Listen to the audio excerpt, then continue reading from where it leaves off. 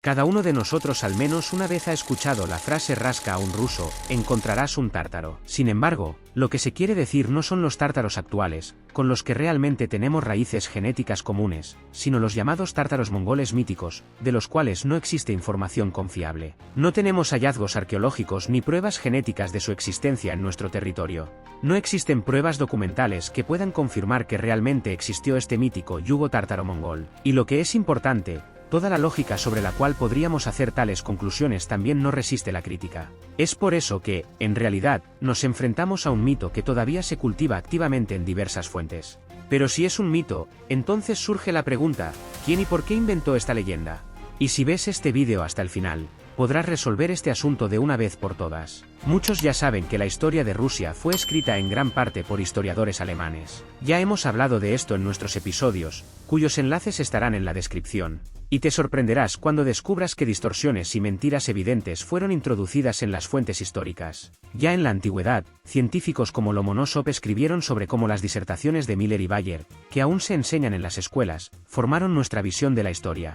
Es de los libros de texto escolares de donde sabemos que, durante más de 3 siglos del yugo tártaro-mongol, Rusia supuestamente cayó en la oscuridad y se convirtió en un país completamente inculto e iletrado. Esta versión, que se ha implantado en nuestra cultura y percepción, en realidad plantea muchas preguntas y dudas. Entonces, si estás de acuerdo con que hemos planteado un tema realmente importante, hemos preparado para ti 10 hechos irrefutables que demuestran que la llamada conquista de Rusia por ejércitos míticos provenientes de la lejana Mongolia es nada más que una invención.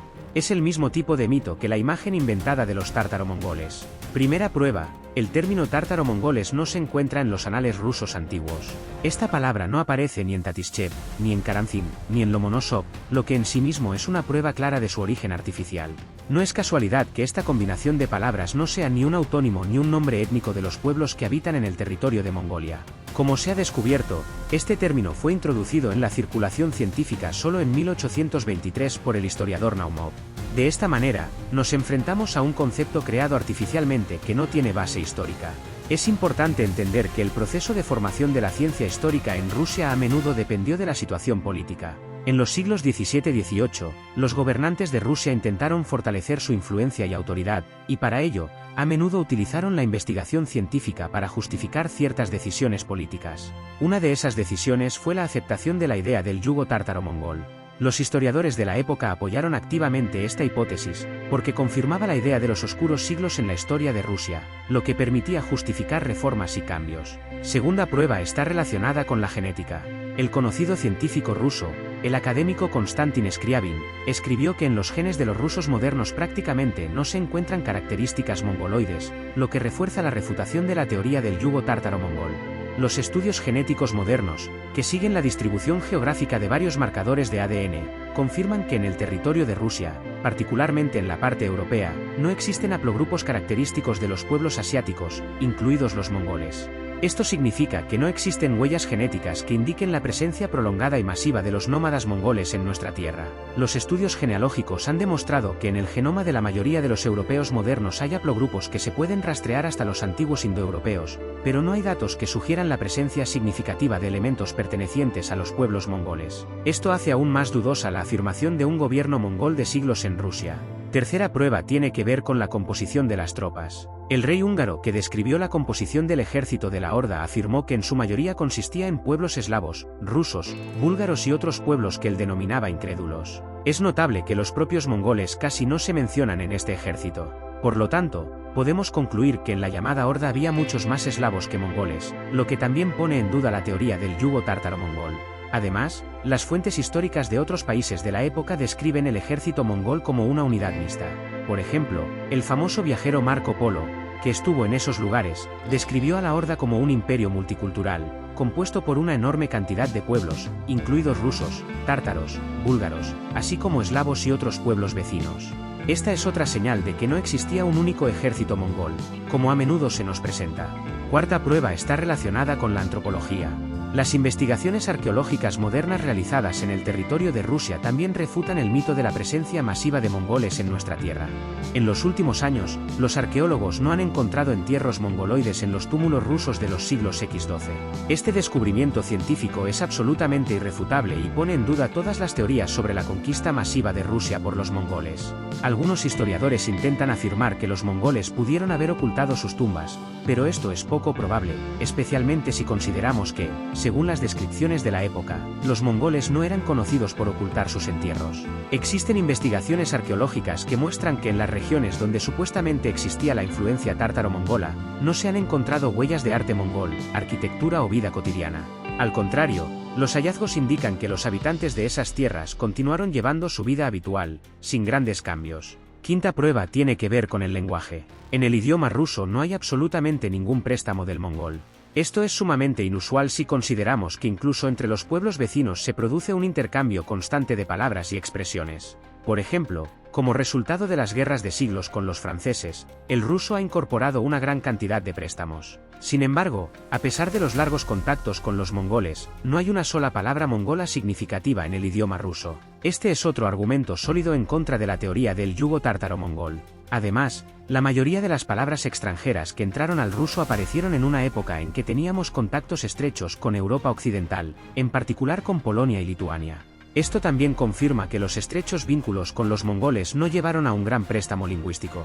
Sexta prueba está relacionada con la ausencia de documentos en mongol en el territorio de Rusia. No hay un solo documento histórico confiable escrito en idioma mongol. Todo el trabajo administrativo, incluidos los decretos para la gobernación, se escribía en ruso. Incluso los documentos que fueron descubiertos en los archivos occidentales en el siglo XIX y que supuestamente estaban escritos en mongol antiguo, despiertan dudas sobre su autenticidad. Esta ausencia de documentos mongoles puede explicarse por el hecho de que en ese momento los mongoles no tenían un sistema de escritura desarrollado.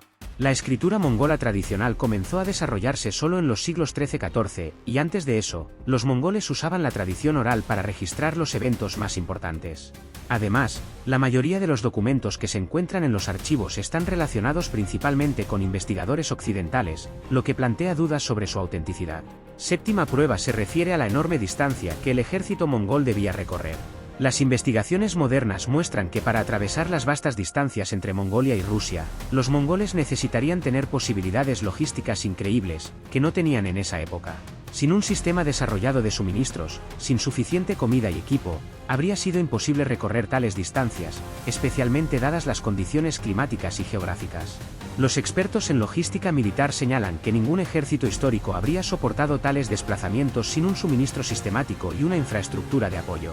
Por ejemplo, Napoleón, con sus modernos métodos de suministro, enfrentó enormes dificultades al invadir Rusia, y ni siquiera su ejército habría podido sobrevivir a tales desplazamientos, como se afirma para los ejércitos mongoles. Octava prueba, el aspecto físico de los tártaro-mongoles. Todos vemos las imágenes de los jefes mongoles, como Batu o Tamerlán, y notamos que no siempre corresponden a los estándares físicos mongoloides. Por el contrario, las fuentes persas y árabes de la época los describen como personas con cabello rubio y ojos claros. Esta descripción se ajusta mucho más a la apariencia eslava que a las características mongoloides. Además, las imágenes en documentos históricos, como miniaturas, muestran que muchos de los jefes mongoles no solo tenían rasgos europeos, sino que también preferían ropa tradicional europea. Es posible que estas imágenes hayan sido alteradas para atribuirles más rasgos asiáticos y reforzar el mito de la amenaza oriental. Novena prueba está relacionada con la ausencia de huellas materiales del yugo tártaro-mongol en el territorio de Mongolia. No hay rastros de que los mongoles hayan llevado consigo los tesoros saqueados o artefactos eslavos. Además, en el territorio de Mongolia aún no se ha encontrado ninguna prueba de que los mongoles alguna vez saquearan las ciudades rusas. Los arqueólogos que investigan los territorios de Mongolia no han encontrado artefactos culturales significativos que puedan confirmar el saqueo y la recolección de bienes culturales de Rusia. Por el contrario, todos los artefactos encontrados relacionados con esos periodos muestran que los mongoles en su mayoría no dejaron huellas en los territorios que supuestamente conquistaron. Décima prueba se refiere a la cultura. Los tártaro-mongoles, como afirman los defensores del mito, no dejaron huellas de su cultura en Rusia. No se han encontrado monumentos significativos de arquitectura, arte o cualquier otro objeto cultural que pudiera estar relacionado con la conquista mongola en el territorio de Rusia. Incluso en las regiones donde, según los historiadores, los mongoles debían haber tenido influencia, no se han encontrado objetos únicos que se distingan de la cultura habitual de Rusia. En este contexto, es importante notar que, en esa época, incluso los enemigos no dejaban sus huellas sin cambiar la estructura habitual de la vida local. ¿Qué opinas de los hechos presentados? ¿Estás de acuerdo con nuestra perspectiva sobre el yugo tártaro-mongol, o tienes otra opinión? Comparte tus pensamientos en los comentarios, discutamos este tema y tratemos de desentrañar los mitos históricos juntos.